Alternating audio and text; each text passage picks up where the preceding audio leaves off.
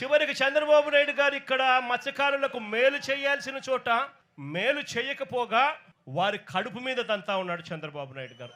ఈ ప్రాంతంలోకి ఎవరూ కూడా రాకూడదు. ఇది ఆంధ్ర రాష్ట్రానికి సంబంధించిన ఫిషింగ్ ఏరియా. స్ట్రిక్ట్ గా రూల్స్ ఉన్నాయి.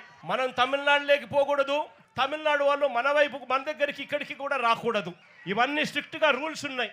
రూల్స్ ఉన్నా కూడా పక్కన తమిళనాడు నుంచి కరైకల్ ప్రాంతానికి చెందిన బోట్లు, మెకనైజ్డ్ బోట్లు మన ప్రాంతానికి ఇక్కడికి వచ్చి వాళ్ళు మెకనైజ్డ్ బోట్లతో ఇక్కడ మన మత్స్య సంపదనంతా కూడా తరలించుకొని పోతా ఉంటే మన వాళ్ళు తినడానికి ఇబ్బంది పడే పరిస్థితుల్లో కడుపు మండి రాష్ట్ర ప్రభుత్వం పలకని పరిస్థితుల్లో ఆ బోట్లను మన మత్స్యకారులే దగ్గరుండి ఆ బోట్లను పట్టుకొని పోలీసులకు అప్పచెప్తే పోలీసులు ఆ బోట్ల మీద కేసులు కట్టి ఎఫ్ఐఆర్లు చేసి ఆ బోట్లను సీజ్ చేస్తే ఆ సీజ్ చేసిన ఆ బోట్లను ఆ ఎఫ్ఐఆర్ కట్టిన ఆ బోట్లను చివరకు మళ్ళీ ఏమైంది, ఇక్కడే ఇది ఫోన్ కాల్ డేటా.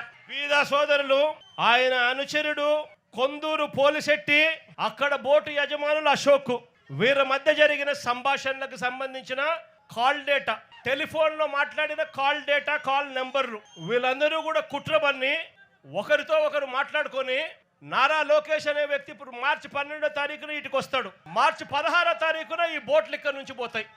అంటే మత్స్యకారుల మీద కడుపు మీద కొట్టడం కోసం ఏకంగా ఇంతమంది దొంగలు, ఇంతమంది పెద్ద పెద్ద దొంగలు, ఒకరు ముఖ్యమంత్రి కొడుకు, ఒకడు ఎంపీ, ఇంకొకడు ఎమ్మెల్యే, ఇంతమంది కలిసి ఎవరిని తన్నేది?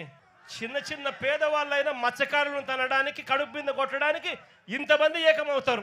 ఈ డేటా అంతా కూడా కనిపిస్తా ఉంటే ఒక్కరినన్నా అరెస్ట్ చేశారని అడుగుతా ఉన్నాను. అంటే ఎఫ్ఐఆర్ చేసి సీజ్ చేసిన బోట్లను దగ్గరుండి అధికారంలో ఉన్న ఈ పెద్దలే వీళ్ళే దొంగతనం తీసుకొని పోతే వీళ్ళు చేసింది ఏమిటి అని అంటే కేవలం పోలీసులను కొంతమందిని ట్రాన్స్ఫర్ చేసినారు. ఇంతవరకు ఒక్కరిని అరెస్ట్ చేయలేదు.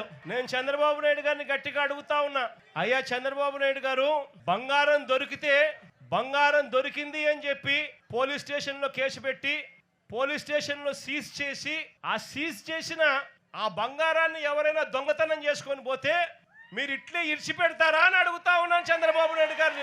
మత్స్యకారులు అంటే ఇంత చులకనగా ఉన్న ఈ పెద్ద మనిషి చంద్రబాబు నాయుడు గారికి గట్టిగా బుద్ధి చెప్పే రోజులు త్వరలోనే వస్తాయని చెప్పి, ఎల్లకాలం ఈ ప్రభుత్వం ఇలాగనే కొనసాగదు అని చెప్పి గట్టిగా చంద్రబాబు నాయుడు గారిని గట్టిగా మందలిస్తా ఉన్నాం.